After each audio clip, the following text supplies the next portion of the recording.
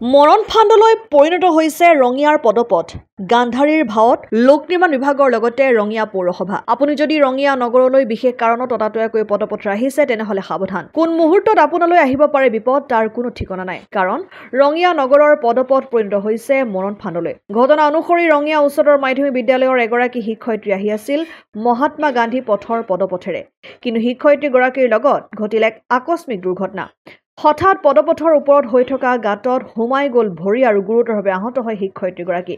লগে লগে ওচৰতে থকা ব্যৱসায়ীসকলে শিক্ষয়িত্ৰীগৰাকীক উদ্ধাৰ কৰি ওচৰতে থকা ফাৰ্মাচী এখনলৈ লৈ গৈ প্ৰাথমিক চিকিৎসা কৰে শুনক ভুক্তভোগীৰ নিজ মুখেৰে মানে মই স্কুললৈকে আহি আছিলো মই ৰঙিয়া হায়াৰ ছেকেণ্ডাৰী শিক্ষয়িত্ৰী স্কুললৈ আহি থাকোতে মানে ৰাস্তাৰে আহিবলৈ অসুবিধা হয় গাড়ী মটৰ খুব ভিৰ হয় হওঁতে মই মানে ফুটপাথেৰে খোজকাঢ়ি আহিছিলো সেই পাথেৰে খোজকাঢ়ি আহোঁতে মাজত মানে বহুতো ফাঁক আছে ভালদৰে সেইখিনি মেৰামতি হোৱা নাই যাৰ ফলত মোৰ এনেকুৱা এটা ঘটনা ঘটিলে আৰু অৱশ্যে অকমান দৌৰাদৌৰিকেও আহিব লগা হয় ইফালে সেই স্কুল টাইমত অলপ ৰাস্তাটো বিজি থাকোতে মই ফুটপাথেৰে আহি থাকোতে মোৰ সু ভৰিখন মানে সেই নলাটোত সোমাই গৈ মই সু ভৰিৰ আঁঠুত বহুখিনি দুখ পাইছো ব্লাড ওলাই গৈছে হাতখন পৰি গৈছো মই উঠিব পৰা নাই ওচৰৰে দাদা কেইজনমান আহি মোক উঠাই আনি কিনে ফাৰ্মাচিষ্টে সেই কৰিছে ঠিক কৰি ড্ৰেছিং কৰি দিছে আৰু মই মেডিকেললৈ যাব লগা আছিল কিন্তু স্কুলতো আহিব লাগে দেৰিও হৈ যায় কিন্তু মই তাতে মোক তেওঁলোকে বহুখিনি সুস্থ কৰি মোক স্কুললৈকে আনি পঠাইছে আৰু এটা প্ৰশ্ন হয় কেতিয়ালৈ পদপথত এনে ধৰণৰ দুৰ্ঘটনা হৈ থাকিব কেতিয়া চকু খোল খাব বিভাগীয় কৰ্তৃপক্ষৰ অকল চমক সৃষ্টি কৰাৰ বাবেই মেৰামতিৰ অভিনয় কৰি থাকিব নেকি বিভাগীয় কৰ্তৃপক্ষ সেয়া লাখটকীয়া প্ৰশ্ন উত্থাপন হৈছে সচেতন মহলত বাতৰি সম্প্ৰচাৰৰ পিছত কি ব্যৱস্থা গ্ৰহণ কৰে বিভাগীয় কৰ্তৃপক্ষই সেয়া সময়ত হ'ব লক্ষণীয় আৰু এই ঘটনাটো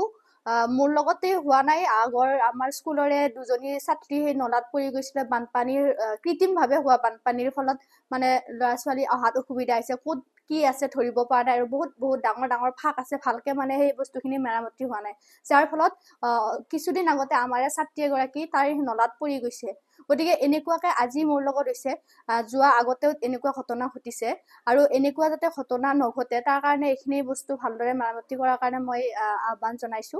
আৰু মোৰ লগত এনেকুৱা হৈছে বাৰু ঠিকেই আছে এতিয়া বহুত বেছি ডাঙৰ ঘটনা নঘটিল যদি মোৰ ভৰি ভাঙি গ'ল হয় হাত ভৰি ভাঙি গ'ল হয় তেতিয়াতো বহুত ডাঙৰ সমস্যাই হৈ গ'ল এনেকা আমাৰ বহুত ল'ৰা ছোৱালী অহা যোৱা কৰে আমাৰ স্কুলত বহুতখিনি ল'ৰা ছোৱালী আছে বহুত ভিৰ হয় ছুটিৰ সময়ত বা স্কুলত অহাৰ সময়ত গতিকে তেনেকুৱা ঘটনা যাতে আমাৰ ছাত্ৰ ছাত্ৰীৰ মাজত নহয়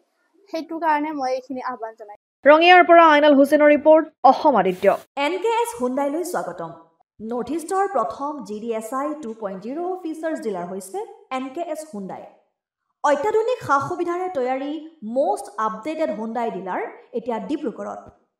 আমাৰ NKS হুণ্ডাই ডিলাৰত open sales consultant room customer ৰুমৰ লগতে পুৰণি গাড়ীৰ এক্সচেঞ্জ ফেচিলিটিও ৰখা হৈছে ইয়াত সেলছৰ লগতে সাৰ্ভিস সেক্টৰৰ সুন্দৰ সুবিধা আছে প্ৰয়োজনীয় সকলো এডভান্স টুলছ হুইল বেলেন্সিং এলাইনমেন্টৰ অত্যাধুনিক machine post hydraulic lift fully ট্ৰেইনমেন পাৱাৰৰ লগতে nitrogen gas filling facility fully automatic car ৱাছৰ ফেচিলিটিও আছে লগতে NKS হুণ্ডাই ডিলাৰে কাস্টমাৰ সকলৰ সুবিধাৰ্থে মোবাইল সাৰ্ভিস ভেনৰো ব্যৱস্থা ৰাখিছে য'ত হাইড্ৰলিক লিফ্ট ৱাছিং facility wheel balancing tyre pressure check কৰাৰ লগতে